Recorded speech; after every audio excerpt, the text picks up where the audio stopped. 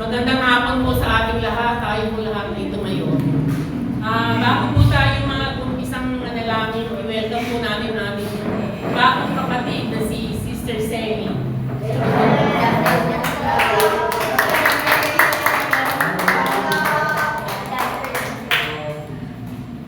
Tayo po lahat ay manalangin, na maraming nasa langit, na magpangyarihan sa lahat na may gawa ng langit at lupa.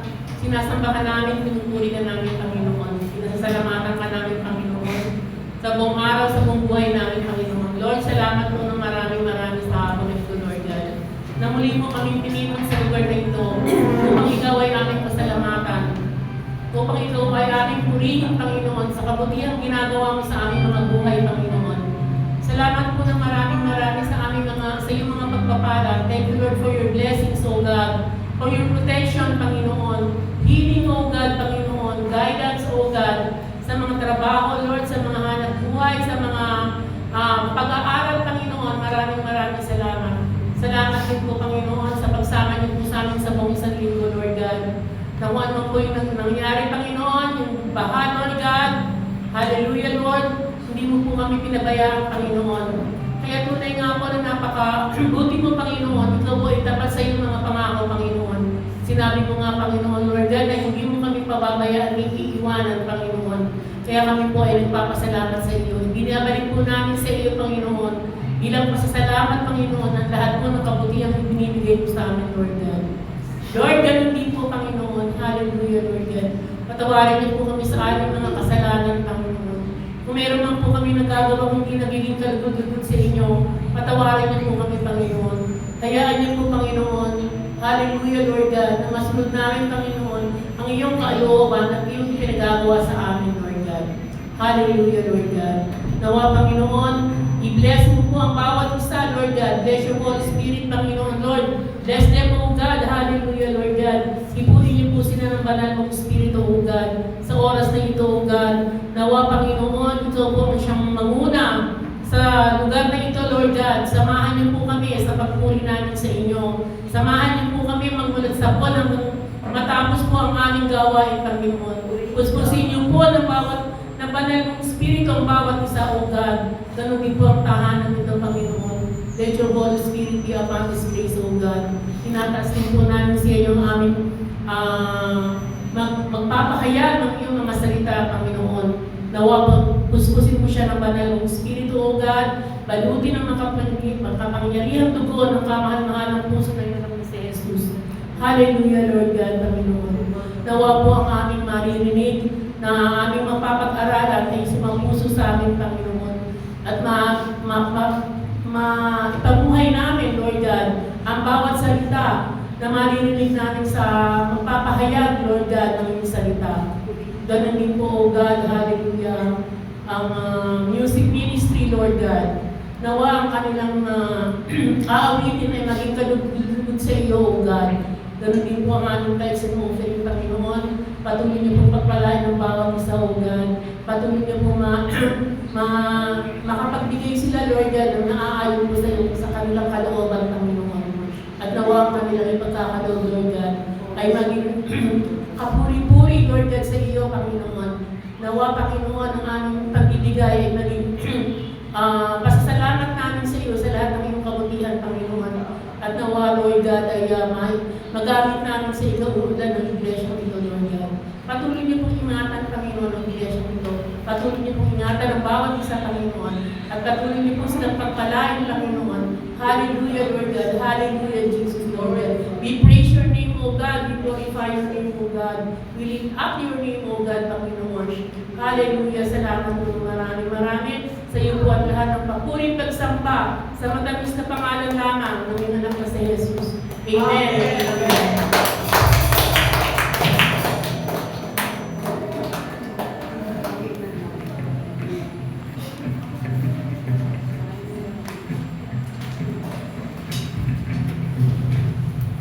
Sabi nga po ng Panginoon,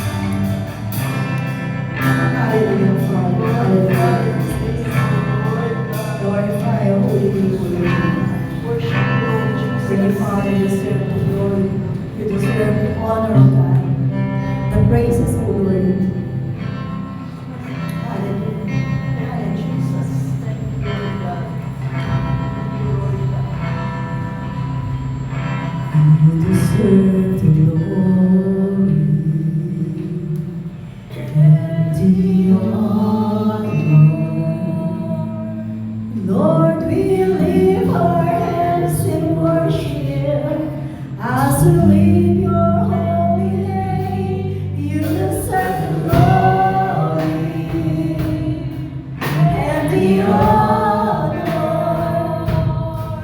Lord, we lift our hands to worship as we leave your holy name. For you do miracles so great. There is no one else like you. There is no one else like you. For you are great. You do miracles so great. There is no one else like you. There is no one else like you.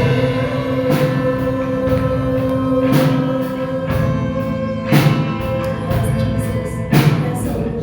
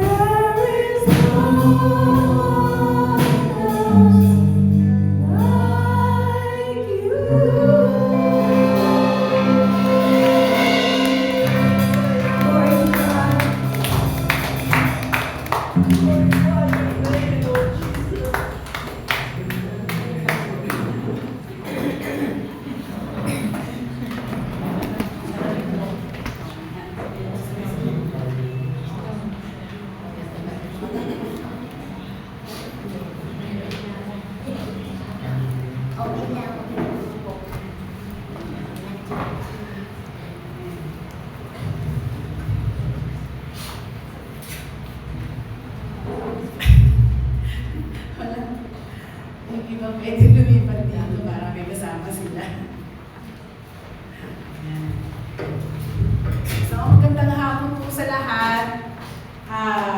Mabuti ba ang Diyos? Amen. Amen. Sa mga nagdaang mga linggo, kahit kayo ay tayong lahat ay naging busy, ano pa man natin ginagawa, naisip man natin ng Panginoon o hindi, He still remains good. Amen? Because He is God. Amen. Ayan. So, eto po yung panghuli natin, discipleship in the Beatitudes. Ito po ay maaaring review sa ating lahat. So, ang ating pong tatalakayin po today, God gives peace to His servants. Binibigyan ng Panginoon ng kapayapaan ang kanyang mga lingkod. Yung ilan sa inyo, ano ba ang kapayapaan? Maring alam nyo na ito, di ba? Maring natatandaan nyo o hindi. Ngunit ito ay galing sa salitang Griego na Eirene. Pangalan ng babae, Irene. So galing yan, salitang yan. Ang ibig sabihin nito ay peace, peaceable, mapagpayapa o kapayapaan. At it means harmonious relationships between men.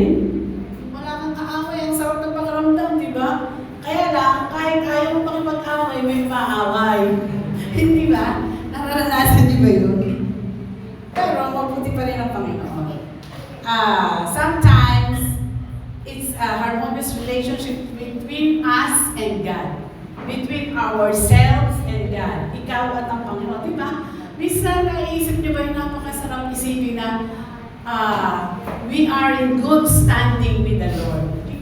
Pagka nagkamali tayo sa Panginoon, hindi tayo mapakali kasi yung konsensya natin. Di ba? Lagi na lang tayong ginigising. So, mahina, pag tayo ay in right relationship with the Lord, di ba, may kapayapaan. Ayan. It also means sense of rest. May kapahingahan, di ba? Wala kang masyadong inisip, no stress at all. Psychologically, at meron kang contentment. No? Sa mga taong kontento sa buhay, hindi dahil sa kabad sila, kundi nagsisikap sila, pero hanggang doon na lang, diba? Pero mamayama pa rin sila, no? Kahit mahirap yung pamilya, minsan nakikita ko sa mga vloggers, na masasaya pa rin sila. Diba? Kahit yun lang ang pagkain nila, hindi katulad ng mga kinakain ng mga, siyempre, ng mga may pera, pero masaya sila. There is a sense of rest. Kaya hindi sila stress, di ba? At yun ay peace. So, another Greek term is sigaw o siopaw. O, di ba? Nagugutom na ba kayo? Siopaw. Basta na, siopaw nga yan sa Greek. It means to be silent, to be still. Kalma lang. To hold one's peace. Yung kalmado ka.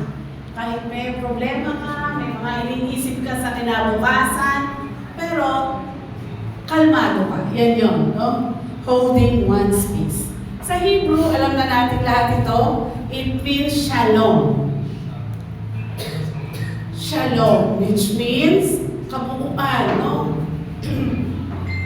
Kasi diba, pag stress ka, parang feeling mo hindi ka buo. Diba? Kasi ano ka lagi ka nag-aalala. Sa shalom, kung may kapayapaan tayo, ano man ang ating mga kalagayan sa buhay, parang tinapos na ni Lord. Lahat ng mga alalahan yung tinapos na ni Lord, it is finished. It is full. It is made perfect. So, eto naman ang kabaligtaran ng kapayapaan. Siyempre, lahat ng tao nakakaranas dito. Anxiety. Diba? Ano ba yung anxiety? Or, sa Greek ay anesuxia. So, ito yung lahat ng tao nakakaranas ng a feeling of worry. Diba? So, iba-iba lang ang bahagdan. Kung minsan nilenervyos, o kaya ay uneasy ang pakiramdam. Ito rin ang pakiramdam na mayroon kang pagkatakot, fear or dread, and uneasiness, hindi ka mapakali. So sometimes, dumating na ba sa inyong buhay ang ganyang pakiramdam? Ay, huwag nyo nang sagutin. Dahil lahat naman nakakaranas niya. Ano ba sinasabi ni Paul? Ayan, sabi ni Paul, ganyan din ang sinabi na ating Panginoon, huwag kayong mag-alala. Be anxious for nothing. But in everything, instead na mag-isip tayo na wala naman yung solusyon, ang sabi daw, kailangan tayo manalangin. But in everything, sa lahat ng bagay, we pray. We ask the Lord for supplication at pag daw tayo nananalangin, laging may pasasalamat. Amen? Hindi lang talaga tayo humihingi sa Lord, but sa ating paghingi, meron ng kasamang pasasalamat. Salamat sa Diyos, nakaraan yung isang linggo, di ba? Nabuhay pa tayo. Narito tayo. At maraming pagpapasalamat. Ako minsan, hindi, pag sa isang taong problematic, hindi niya nakikita yung mga bagay na masaya eh. Hindi niya nakikita yung mga bagay na positibo. Hindi ba? Pero, nais ni Lord makita natin yun sa kabila ng unos. Yung iba nga, bagyo na, nagsuswimming pa kahit ang dumi ng tubig. Although, syempre, nalulungkot tayo sa nangyari sa mga kababayan natin sa Cebu. Dahil sobrang maraming namatay, no? Kasi gabi yun, tapos tulog sila. Tapos yung mga bato sa bundok, yun, dumagan sa mga bahay nila, nakasama na sila doon. Malungkot yun, no? At lalo doon sa mga, yung mga kamag-anak, o kaya yung tatay, pagbalik niya, patay na yung mga anak niya. So it's hard. It's not easy. Pero, sabi nga let your request be made known to God. God knows each and every concern that we have in our lives. Kaya, mag-pray lang tayo kay Lord with thanksgiving. Kahit na wala kayo sa mood, kahit na mabigat ang loob nyo, lalong doon kayo manalangin. Diba? Hindi lang tayo nananalangin pag masaya tayo eh. Tayo mas manalangin kapag nakakaramdam tayo ng stress sa buhay.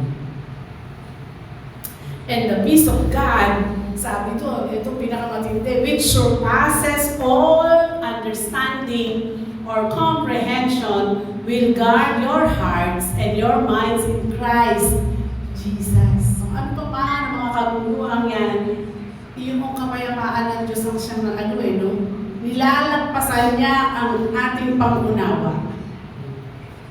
That peace comes only from the Lord God. Ano yun? Yung kapayapaan na yan, ang siyang magbabantay daw sa ating mga puso at sa ating mga kaisipan dahil tayo ay na kay Kristo Jesus. Kaya nga sabi ni Paul, finally, brethren, kung ano man ang totoo, ano man ang kanais-nais, ano man ang tama, ano man ang dalisay, ano man ang maganda, ano man ang mainam, no? Ano man ang bagay na may magandang kalalagayan. And if, sabi doon, lahat ay karapat-dapat na ating ipagpuri sa ating Panginoon. Ano sabi niya? Dwell on these things. Dito daw tayo mag-isip, dito daw natin ituon ang ating mga kaisipan sa mga bagay na maigi, mabuti, mainam at dahil lahat ng mga bagay na yan ay galing sa ating Panginoon. At ang sabi pa ni Paul, practice.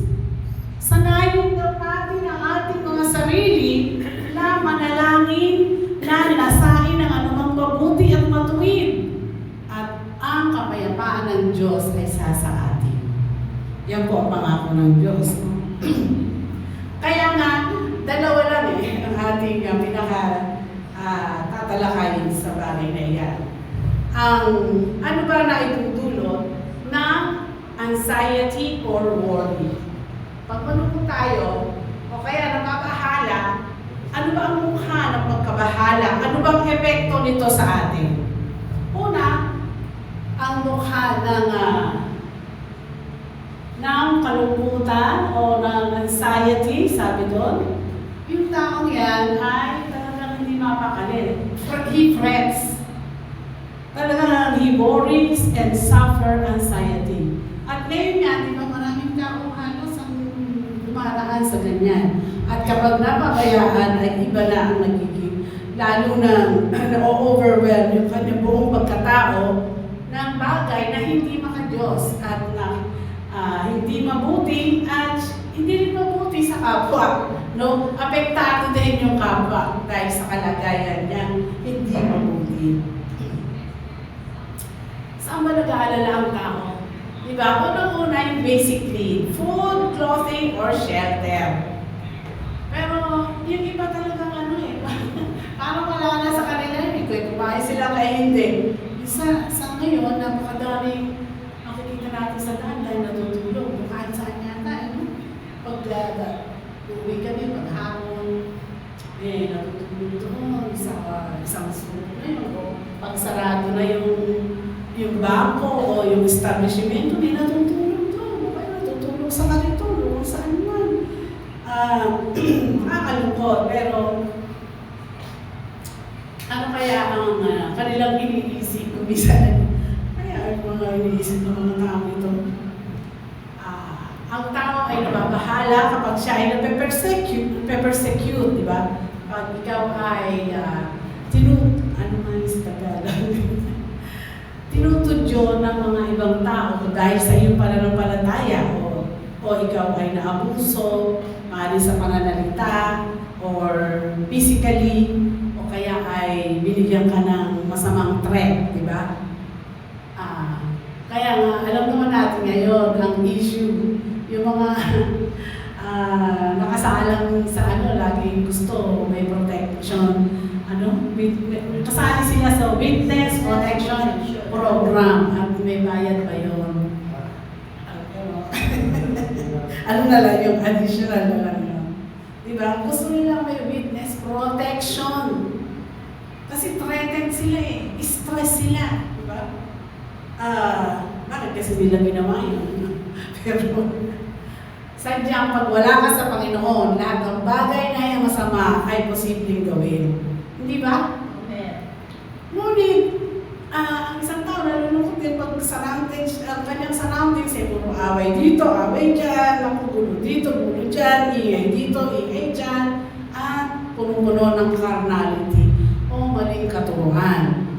Ngayon, iba-iba ang mukha ng pagkalungkot na isang tao, ng pagkabahala, no? Kasi nga, iba-iba yung mga kondisyon na nakikita niya at nakaka-apekto yan sa kanyang kaisipan at sa kanyang buong pagkatao. Ano ba ang epekto nito? Ito po yung sinasabi, anxiety and worry cause all kinds of problem. Nagkakaroon ng masamang epekto. So, una, fear to act. Natatakot ka na minsan nagkamali ka na, natatakot ka na mag-try uli. Di ba? Withdrawal. Tatago na lang sa isang sulong. Ganon ba kayo? Hesitation, purong sulong. Ika nga, walang desisyon na mainam. Pagkatuwag, cowardice. Minsan, nagdudulot talaga ng depression. Discouragement, defeated attitude na, wala na talaga akong pag-asa. Diba? Kaya, ganito na lang. At ang mga plano niya ay masyadong, kung ano yung naisip niya, gagawin niya agad na hindi pinaplano. Unwise and harmful decisions, yan ang resulta. Kung minsan, sabi nga, nabalan ng kasulatan, a merry heart or a happy heart does like a medicine. Ngunit a broken spirit dries the bones. Kapag tayo ay laging threatened or stressed, nakaka-apekto yan sa ating physical na katawan. Diba? Totoo yan. Dahil mula sa banal, sinabi ng banal na kasulatan, at mula din sa pag-aaral ng mga doktor na nakaka-apekto talaga ang stress. At kumisan, ito ang number 1 cause ng cancer. Ang stress. Ayan. Emotional problems, yung iba-iba, kumbaga, kung saan siya dali ng hangin. Wala siyang sariling desisyon sa buhay niya, hindi niya alam kung ano gagawin niya sa mga emotional problems niya, spiritual backsliding. At kung siya man ay Kristiyano, ngunit siya ay nalunod sa anxiety and worry, siya ay nalulunod na sa spiritual backsliding. At kumisan, darating doon sa point na kinu-question na ni niya ang Panginoon. Or magkakaroon na siya ng doubt or unbelief. Totoo ka ba talaga, Panginoon? Kaya nga, ang pinakagamot dyan ay walang iba kundi lagi tayong lalapit sa Panginoon. Ano ba so ang pangalawa, ano ang gamot dyan sa anxiety and worry? So yan yung tatalakayin natin sa pangalawa. Tanging ang kapayapaan lang ng Diyos ang remedyo mula sa pag-aalala o sa anxiety o sa sobrang stress.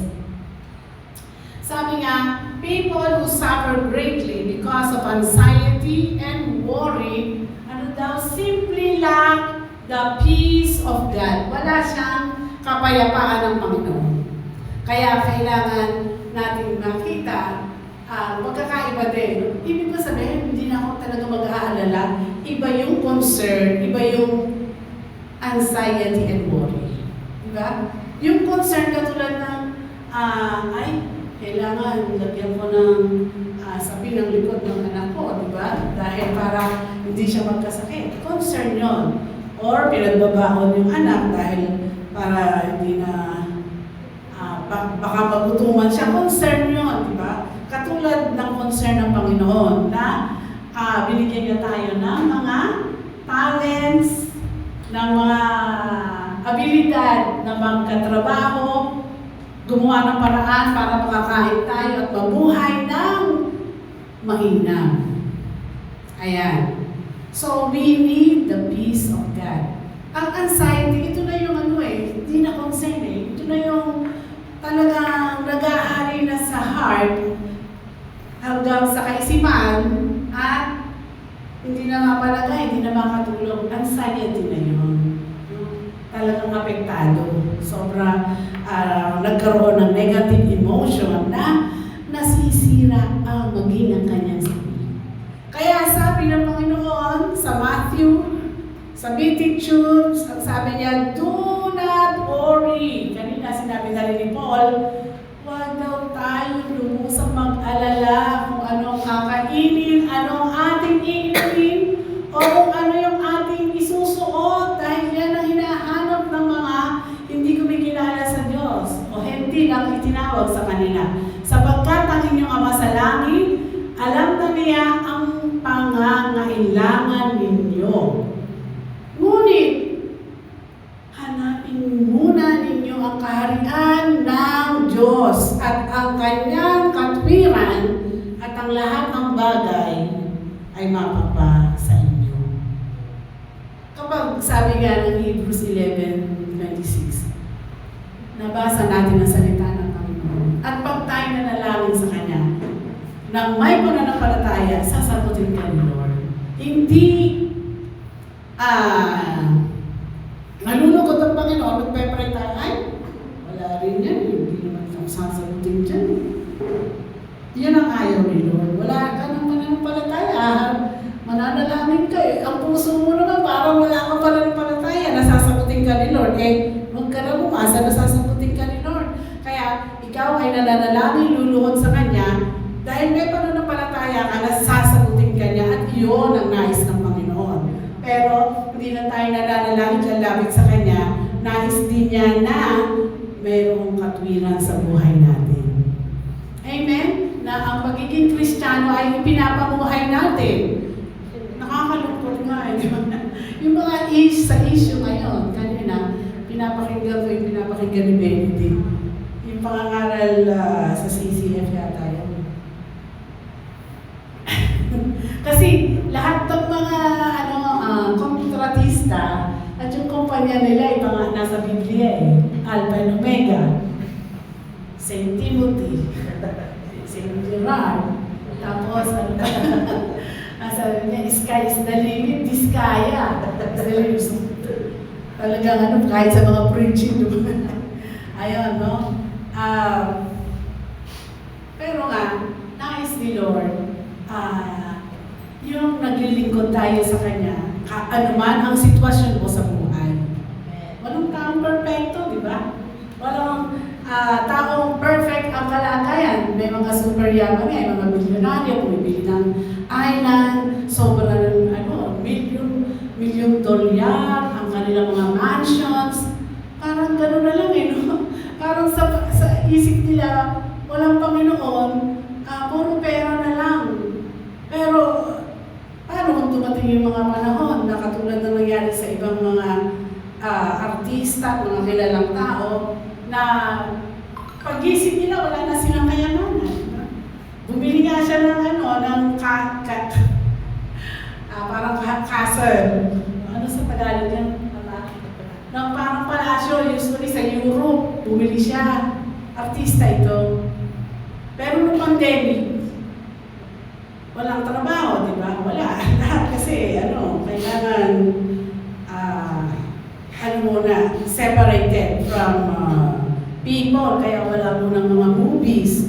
So, ilang taon din yung pandemic. So, wala na siyang pambayad. Kasi, syempre, castle niya, laki ng babayaran mong tax no, ng real property tax, di ba? Nag-file siya ng bankruptcy. Para na lang siya, hindi niya, pulubi na siya. Di ba? So, pag di ka nakabayad, iilitin yun ng gobyerno. Kaya, talagang lagi sinasabi ni Lord, do not worry. Ano man ang kalagayan mo sa buhay, do not worry. Because, if you are trusting the Lord and you are righteous before Him, the Lord will carry you in all the situations of your life. Ano ba ang suliranin mo ngayon? Laging may sagot si Lord yan eh. Mararaanan mo yan, magtatagumpay ka yan. And that is faith. Di ba? God offers godly peace. Nasa Kanya lang yan. Wala sa tinatawag na sanlibutan kayamanan. Although, kailangan natin ng pera eh. Di ba? Kasi pabili mo ng gamit, pabili mo ng pagkain, kailangan yan. Pero hindi yan ang ating Diyos. Amen? Amen. Kasi ang Diyos ang pinagmula ng lahat. Kaya nga, God offers godly peace. Kaya ito yung pinakapuntos ng banal na kasulatan. A supernatural answer para sa lahat. Tanging ang kapayapaan ng Diyos ang siya lang makapagbibigay sa isang mananampalataya para mapagtagumpayan niya ang mga alalahanin sa buhay. God will overcome the trials of life for the believer no matter how terrible and pressuring they may be. Diba? So isipin na lang natin yung pinagdaanan ni Joseph. Grabe yung nangyari kay Joseph. Pinagdaanan ni Job. Hindi ganun kadali yun, mga kapatid. At salamat hindi natin naranasan yung ganun. Pero pinag-graduate sila ng Panginoon sa kanilang kalagayan at itinaas sila ni Lord. Diba? So, God will infuse the believer with the very peace of God Himself. Ang kapayapaan na hindi binibigay ng sanlibutan. Kasi sa sanlibutan, yung iba, sa dami na iniisip ko, tumoma na lang ako, di ba? Para makakalimutan ng problema. Pero kinabukasan, ano ka pa rin? Talunan, di ba? Andun pa rin yung problema, hindi nawawala. Yung iba, bibili ng droga. Yung iba, bibili ng pampatulog na marami. Kaya maraming mga artistang namamatay at mga kilalang taong namamatay dahil sobra-sobrang mga pampatulog ang iniinom nila, di ba? So they thought na wala na yung problema nila. Makakalimutan nila. But no, hindi yun. Only the peace of God can give a believer the perfect peace. Kaya napakainam at talagang mabuti ang Panginoon kasi He offers us all His promises of peace. Diba? Lahat, libo-libo ang mga pangako ni Lord na nasa banal na kasulatan. Ang nais niya, maging buo tayo to be bound, joined, and woven together. Diba? Kapag tayo ay walang kapayapaan, parang ang isip natin ay watak-watak. Diba? Parang hindi mo na alam kung nasan na sarili mo. Paano baka tulala ka na or what. Pero God does not want that for you to experience. Nais ni Lord, magkaroon ka ng kapayapaan, maging buo ka. Psychologically, physically, spiritually, and socially. So, perfect peace to be assured, confident, and secure in the love and care of God. Ay, hindi ka pababayaan ni Lord. Hinahayaan ka niya dumaan sa ganahan, sa mga bagay na minsan hindi natin gusto, pero He allows them. Pero in the end, bibigyan niya tayo ng katagumpayan. So, the peace of God means to have consciousness sa ating mga puso, no? Or knowledge that God will first provide. Di ba? God is a miraculous God. Amen? Ang church natin, napakaliit ng LIJ, dati, walang bayad kay na Sister Belen. Sa Revelation, nag-provide din siya, we pay 6,000. And now, we pay 15K, di ba? It's a miracle. Walang tayong utang. We pay every month and gumagamit ang Panginoon ng daluyan. Di ba? Kaya pag binuksan mo yung gripo ng daluyan, meron. Because God is a miraculous God. Because God's will for us to continue on until He comes. Di ba? So, it is a miracle. Pag nakikita ko si Sister Vicky, Sister Bobby, her life is a miracle. Diba? So talagang God, our God is a God of miracles. Yun na lang pag-isip natin na, Lord, buhay pa tayo. That is already a miracle. Kasi yun yung paglasa natin, dahil kumain tayo ng kahit tuyo yan, ang sarap talaga niyan, no? Nakakalasa tayo. Hindi ba? It is already a blessing from the Lord. Maraming tao, marami silang pera, pero hindi sila nakakalasa ng pagkain. That God guides. Saan tayo mapunta? Sabi nga sa Salmo, saan ka magtatago sa presensya ni Lord? Meron ka bang magtataguan? Wala. Kung ikaw ay magtago sa Kanya, punta ka sa ilalim ng tubig, pumunta ka kahit sa ibang planeta, God's presence will still be there. Because God is our Jehovah Shammah. Shammah siya ng Shammah sa atin. Kasama natin siya palagi. Amen? God will strengthen you. Will strengthen me. Will strengthen us. Siya ang ating kalakasan.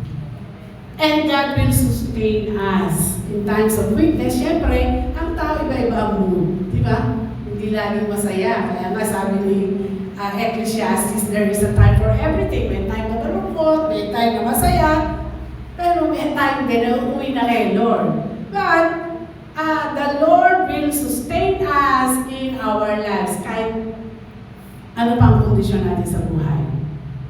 Diba? Isipin nyo, sadyang God is a miraculous God for all the numbers of people all in this world. Billions of people. Pero lahat ng mga sumasampalataya sa Kanya, He knows them by name. And He knows you by your name. At hindi lang yun, kilala na yung kung ano tayo. Diba?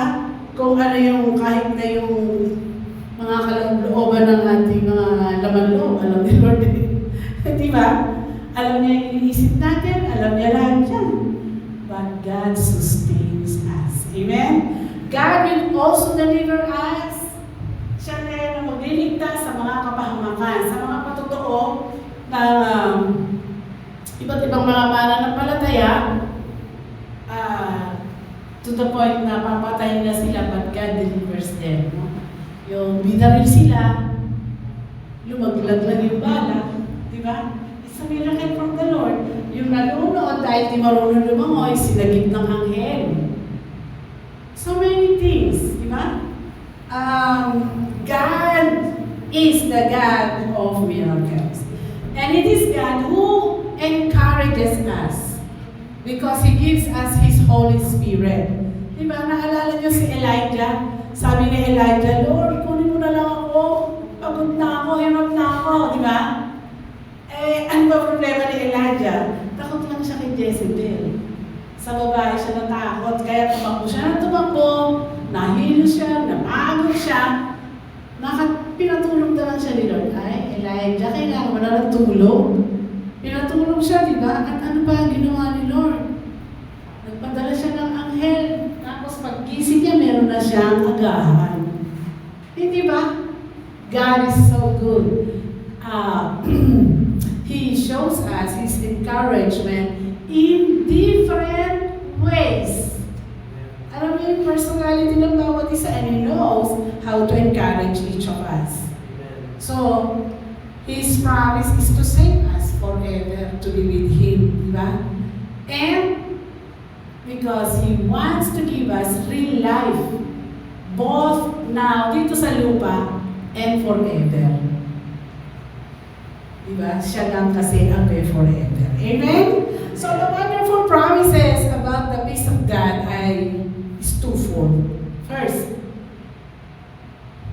the peace of God is the only kind of peace that transcends all understanding. Lagpasan sa lahat ng kaunawaan. It is far greater than anything one could ever imagine or understand. Diba? It carries the faithful believer through the very midst of trial and tribulation. Second, the peace of God guards our hearts and minds. Kung tayo may mananampalataya sa Panginoon, yung kapayapaan niya ang siyang parang gwardya sa atin.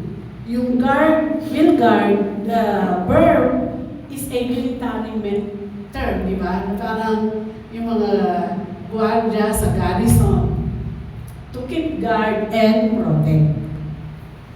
Ayan. And so,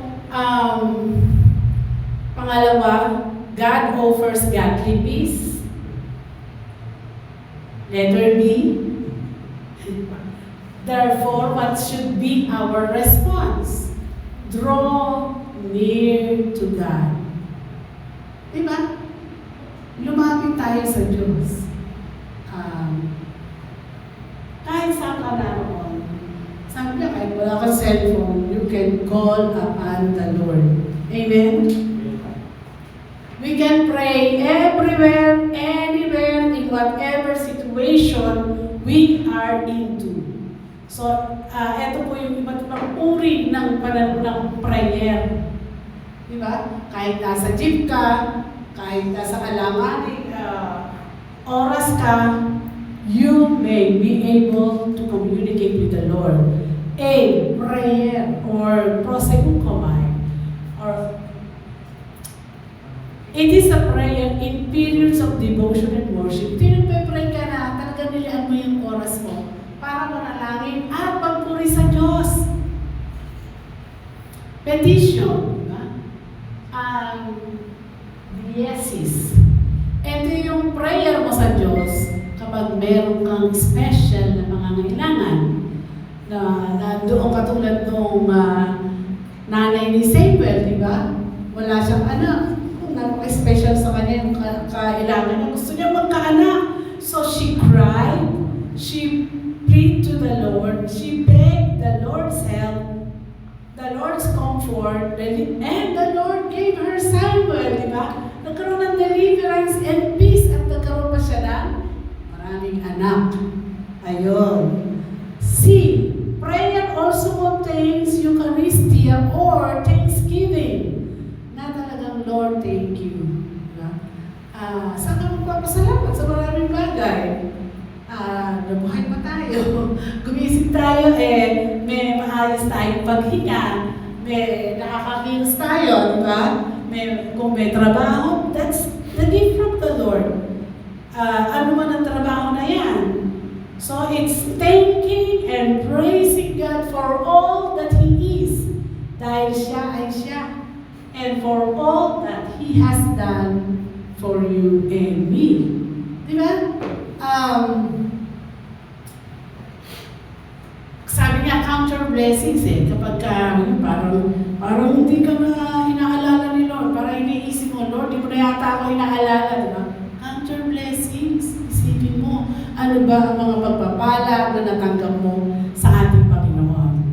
So, ang prayer natin, meron ding aijemata o yung ating mga hinanaing o request. So, may mga request ang bawat isa. Specific, di ba? May definite request. Sabi na pala nakasulatan, hindi ka pa man nagpe-pray. Alam na ni Lord ang iyong ipapanalangin. Pero nais ni Lord, tawagin mo siya, di ba? Nais ni Lord na makipag-fellowship sa'yo, makipag-commune with the Lord. Kaya gusto niya, kahit alam na niya ang sasabihin mo, tayo makipag-commune sa ating Panginoon. Amen. Amen? So, hindi problema kung saan ka naroon, malayo ka sa church, wala kang private room, kahit saan pwede ka mag-pray. Amen? Kaya nga, sabi niya ng Panginoon, next slide, we are to pray about everything, no matter how small and insignificant it may seem. Kahit di na parang walang kwenta yung prayer mo, pero pag-pray ka na rin kasi may kwenta yan kay Lord. God is interested in the details of our lives. Amen? Siya lang, sa kanya lang natin iba, siya ang ating future. Dahil siya nakakala kung anong future natin, di ba? He knows what would be of us in 5 years now. Kayo, alam niyo ba? In 5 years now, alam niyo ba kung ano kayo? You do not know, di ba? But, in-entrust natin yung ating future sa Kanya. God wants to infuse us with His presence and peace. Gusto niya meron tayong kapayapaan at gusto niya lagi natin kasama siya. No matter what the conflict or trial may be, we are to continue to walk with God. Kaya, sabi ni Lord, now He was telling them a parable to show that at all times, ano sabi? Kailangan manalangin sila at hindi mawalan ng loob. Amen? Nawawalan ba kayo ng loob? Paminsan-minsan, di ba? Even great men does. Kahit ang presidente, kahit ang mga bilyonaryo, nawawalan din niya ng loob. Pero dahil may Diyos tayo, meron tayong certainty sa ating mga kinabukasan. Kaya sabi ni Paul, with all prayer and petition, lahat ng panalangin natin na laging ganun eh. Puro, marami talaga sa banal na kasulatan, puro about communing with the Lord through prayer. Pray at all times in the Spirit. Kung minsan gagamitin kayo ni Lord, hindi lang sa lengguwahe ng ating panlupang lengguwahe, kundi lengguwahe ng kalangitan, ng glossolalia. Kaya pag binigay sa inyo ni Lord John, just continue because the Lord is using you to pray in the Spirit. And with this in view, sabi doon, be on alert ng may pagtsatsaga and petition for all the saints. So, hindi lang naman nakatuon sa sarili natin. We have to pray for others as well. Amen? Yan ang sinasabi. Kaya nga mga kapatid, yehey! Ito na ang ating conclusion. You know, God can only keep us. Ingatan niya tayo as we are in Jesus Christ. Kung patuloy tayo, na may pananampalataya at lumalakad ng may pananampalataya sa ating Panginoong Yesus. Malalaman natin ang kapayapaan ng Diyos kung tayo ay may tunay na pananampalataya sa ating Panginoong Yesus. na siya natin, Panginoon, tagapagligtas. At kapag nagpapatuloy tayo na lumalakad, nakasama siya at sa kanyang salita. So to be in Christ means lumakad tayo spiritually kay Kristo, mabuhay, gumalaw, at ang ating pagkatao ay itago natin sa presensya ni Lord. Amen? Huwag niyong kalimutan, kahit sa Old Testament, sabi doon, ang ating kaisipan ay laging nakatuon sa Panginoon. Anong sabi doon? You will have perfect peace. The peace not from the world, but from God. Kaganapan o totoo at ganap na kapayapaan dahil sumasampalataya tayo sa Kanya. Pangako yan ni Lord. Kaya nga sabi ng Panginoong Jesus din, ganyan din.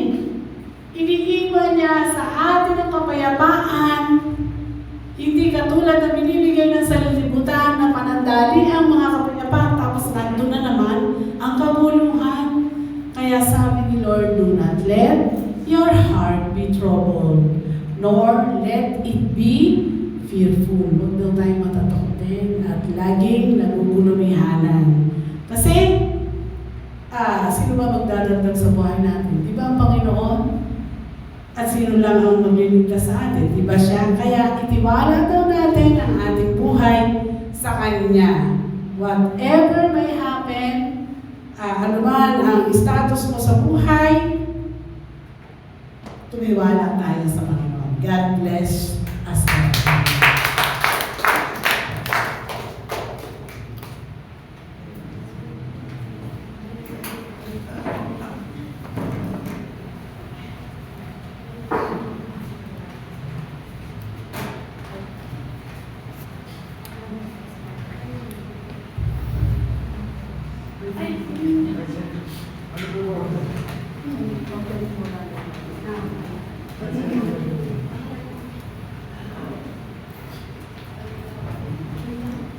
Thank you, Lord. Shalom. Tayo po lahat ay manalangin para sa ating tithes and offerings. Heavenly Father, we thank you. Napakabuti mo sa aming mga buhay, Panginoon. Hindi mo kami pinababayaan sa lahat ng oras, Panginoon, sa lahat ng aming mga pangangailangan sa buhay. Ay nariyan ka, Lord. Tumawag lamang kami at manampalataya. Tiyak na kami ay iyong sasagutin, Lord. Maraming salamat. Hindi lamang sa pinansyal na bagay, Panginoon, maging sa aming kalakasan, Lord. Maraming salamat, O Lord, sapagkat nakakapagtrabaho kami ng may galak, Panginoon, at may contentment, O Lord, sa araw-araw, Panginoon. Dahil yan sa iyong kabutihang loob, Panginoon. Salamat po for your love and mercy, O Lord. O Lord, salamat din po, Lord God, na kami ay binigyan mo ng pagkakataon, Panginoon, na maibigay, Panginoon, ang para sa iyo. Lord God, lahat ng aming tinatamasa ay galing sa iyo, mula sa iyo, Panginoon. At Lord, basbasan mo po ang bawat sentimo, Lord. Pagpalain mo po, Panginoon, ang bawat isa at ang aming kaloob, Panginoon, ay nawa ay ito ay magamit, maging lumawag pa ang gawain mo, Panginoon. Maraming salamat po, O Lord. Patuloy mo pong pagpalain ang bawat isa, O Lord. Ang lahat ng aming mga pangailangan, Lord, katagpuin mo po. Pinansyal man ito, O Panginoon, o kalakasan. Walang imposible sa iyo, Panginoon, at hindi mo kami iiwan sa araw-araw namin mga buhay, Lord. Kung kami ay nag-struggle, mayroong pinagdaraanan, Panginoon, sa aming mga problema, mabigat man ito, O Lord, walang imposible sa iyo, Panginoon. Lubos po kaming nananampalataya, Panginoon, sa buhay na ito, na ikaw ang siyang aming pag-asa, Lord. Kami ay nabubuhay sa iyong pagpapala. Maraming salamat po, Panginoon. Patuloy mo pong pagpalain ang aming mga pamilya, O Lord God, ang aming mga trabaho, patuloy na kalakasan, Panginoon. Maraming salamat po. We give you all the glory and honor. In Jesus' name, Amen.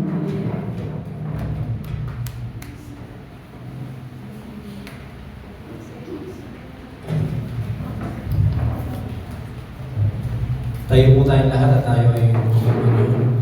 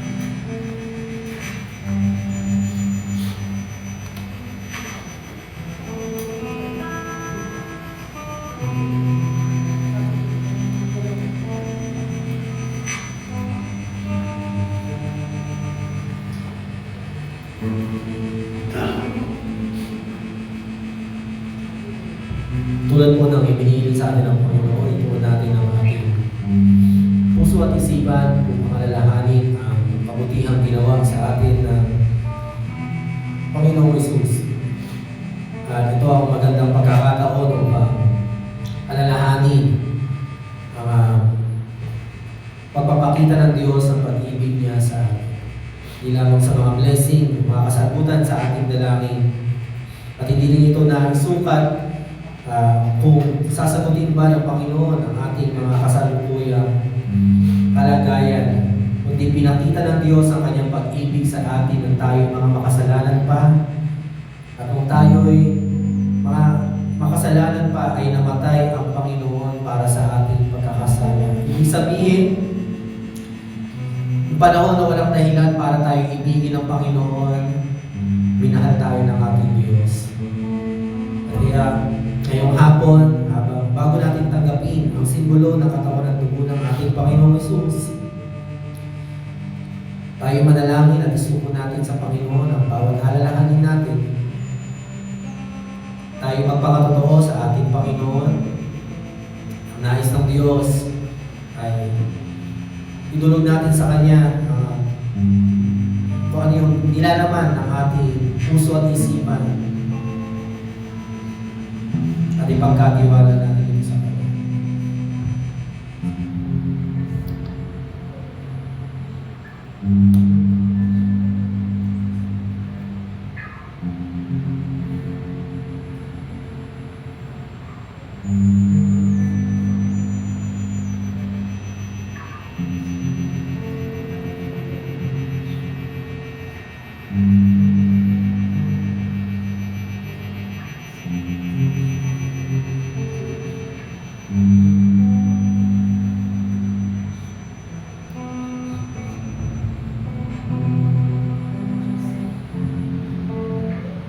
Isipin natin yung sakripisyong ginawa ng ating Diyos para lang tayo magkaroon ng buhay dito sa mundo at buhay na ganap at buhay na walang hanggan.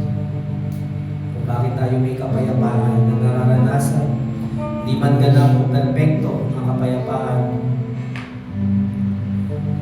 dahil ito sa kabutihan ng ating Panginoon.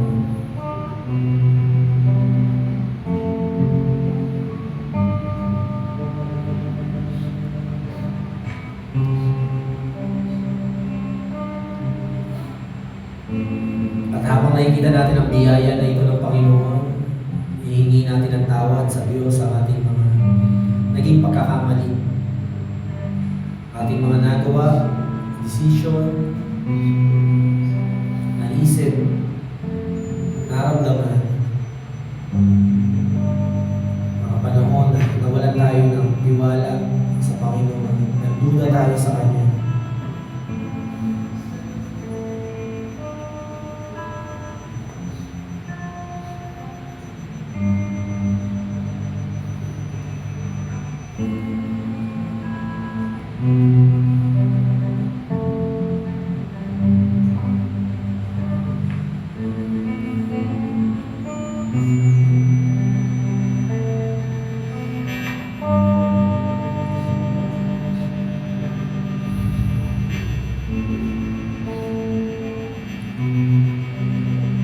Diyos ang masalangit, Diyos na banal, narito po kami ngayon, sama-sama na nagpapakumbaba sa iyo. Pinapahayag namin ang aming mga pagkakamali at pagkakasala laban sa iyo, mga bagay na nakasakit sa damdamin. Sa kabila ng lahat ng kabutihan mo, narito kami, umaasa pa rin sa biyaya mo. At hindi kami mabubuhay kung hindi lamang din sa awa at habag na patuloy na ipinapakita mo sa amin. Ikaw ang nagsabi na magsimula kami sa pananampalataya at magtatapos kami sa aming pananampalataya sa iyo. Muli, inaalala namin ang iyong kamatayan sa cross, pamamagitan po ng iyong ibinilid sa amin ng pagtanggap ng mga simbolo na ito ng iyong katawan at dugo na nag-aalis ng aming mga kasalanan, naglilinis sa aming mga konsensya, nagbibigay sa amin ng pag-asa at patuloy na humuhubog sa aming mga pananampalataya at pagkatao. Tinatanggap po namin, Panginoon, ang iyong kapatawaran at naniniwala kami na sapat ang iyong kamatayan sa cross upang linisin kami sa aming mga karumihan. Bago namin tanggapin ang mga simbolo na ito, nais po namin maramdaman ang kapayapaan, nakalakip ng iyong kapatawaran. Mag-aalis sa amin ng takot sa paglapit sa iyo. Nais po namin tanggapin ito na may kagalakan sa aming mga puso, na ikaw ay tinitignan kami na may kagalakan at pag-ibig dahil sa iyong ginawa sa krus ng Kalbaryo. Salamat aming Diyos. Taas natin ang tinapay na simbolo ng katawan ng ating Diyos. Thank you, Lord, for this peace that we have. Salamat dahil hindi kami natatakot sa kamatayan o anumang dilubyo na maaaring maranasan namin, sapagkat alam namin na kung ibinigay mo ang iyong katawan, ang iyong anak, ang iyong buhay para sa amin, ano pang hindi mo kayang ibigay sa mga taong may takot sa iyo, nananampalataya at umiibig sa iyo.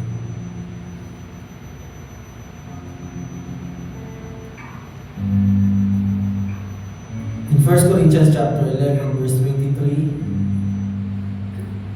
ito ang turo binigay sa amin ng Panginoon, tinuro ko naman sa inyo. Nung gabing traituloy ng Panginoong Jesus, kumuha siya ng tinapay at pagkatapos niyang magpasalamat sa Diyos, hati niya ito at sinabi, ito ang aking katawan na inihahandog para sa inyo.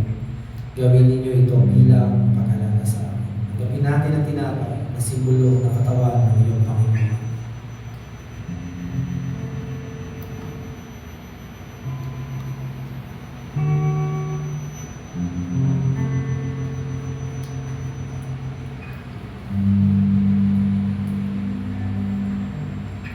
Itaas natin ang inumin na simbolo ng dugo ng Panginoong Jesus. Without the shedding of blood, there is no forgiveness of sin.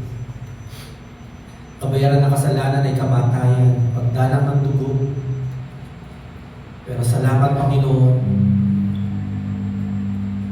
ang iyong dugo ang dumanak sa krus ng Kalbaryo upang bayaran ang aming mga kasalanan. Kaya salamat po. Inaalala namin ang iyong sakripisyo, ang dahilan kung bakit kami may buhay na walang hanggan, kung bakit kami kinalulugdan ngayon ng aming Amang nasa langit at tinawag kaming mga anak ng Diyos. Pagkatapos silang kumain, ganoon din ang ginawa niya sa inumin. Kinuha niya ito at sinabi, ang inuming ito, ang bagong kasunduang pinagtibay ng aking dugo. Tuwing iinumin ninyo ito, gawin ninyo bilang pag-alala sa akin, sapagkat tuwing kakain kayo at iinom ng inuming ito, pinapahayag ninyo ang kamatayan ng Panginoon hanggang sa kanyang pagbalik. Tanggapin natin ang inumin na simbolo ng dugo ng ating Diyos.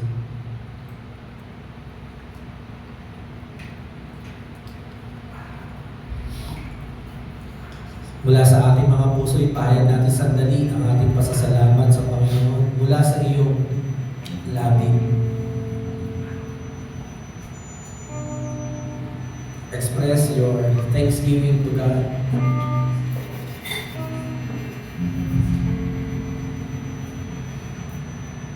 you, Lord.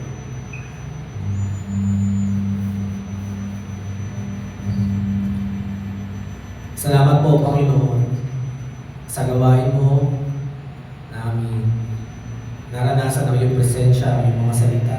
Naalala namin ang kagandahan ng buhay ng isang Kristiyano na may pangakong kapayapaan palagi mula sa iyo. Patuloy mo namin hinahangad sa iyo na lalo pong lumalim ang aming pagkakilala sa iyo upang lumalim din ang aming kapayapaan. At anumang danasin at pagsubok na aming maranasan ay malagpasan namin at patuloy namin ihakbang ang aming pananampalataya, patuloy kami magtiwala sa iyo. Mga kapatid, ipanalangin natin ang ating mga kapatid na nasalanta, yung mga nakaraang bagyo, lindol, at iba't ibang trahedya, lalo na ng mga persecuted Christian ngayon, nakaranas sa iba't ibang bansa.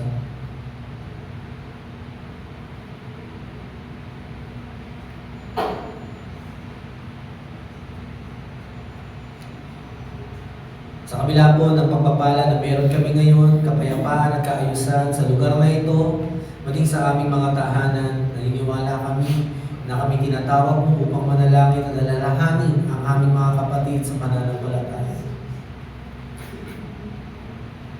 Comfort your people, God, lalo na po sa mga nasalanta ng lindol at bagyo. Mga trahedya, sunog, kagulumihanan, lalo na po sa mga kapatid namin na na-persecute sa iba't ibang bahagi ng mundo. Sa kanilang mga naiwan, hangad po namin ang kapayapaang hindi maunawaan ng mundo ito. Ang iyong kapayapaan, Panginoong Jesus. Alimin mo po ang mga nawalan ng asawa at mga anak. At bigyan mo sila ng kalakasan na hindi nila bitawan ang kanilang pananampalataya sa kabila ng kanilang pinagdaraanan. O Lord, paalala mo po kung ano ang iyong dinanas sa krus ng Kalbaryo at paano mo ito ng pagtagumpayan sa kabila ng lahat. Ay kami rin ay maging tulad mo na malagpasan ang bawat tatahakin namin sa buhay na ito. And cover us sa banta na sinasabi sa aming bansa, lalo na po kahit na sa aming gobyerno, maging sa inaasahan ng ilan na the big one, we pray for your will be done, Lord. For your will is perfect and good and just. We know your protection and favor is upon your people. At hindi mo kami pababayaan.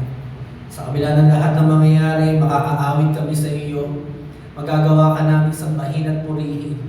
Dahil ang kapayapaan mo ay hindi nakabase sa kalagayan ng aming paligid, kundi ang kapayapaan mo ay nananahan sa amin. For your peace surpass all understanding. Lord, thank you for all the blessing that we have. We want to appreciate you habang nakikita namin ang mga mabubuting bagay na ginagawa mo sa amin. Sa aming pamilya, sa aming buhay. Teach us to appreciate and count all the blessing that you have given us. And as we remember our salvation, Lord, and our great hope, the assurance of all things, na kahit ano man mangyari sa buhay namin na ito, ay may isang perpektong buhay kaming mararanasan. Ito'y buhay na walang hanggan sa piling mo, Panginoon Jesus. Salamat po, aming Diyos. Ang pag-ibig ng Diyos Ama, ang biyaya ng ating Panginoong Jesus, at ang pagsama palagi ng ating banal na Spiritong siyang nananahan sa atin, ay sa ating palagi sa matabi sa pangalan ng ating Diyos sa buhay. In Jesus' name we pray. Amen. God bless.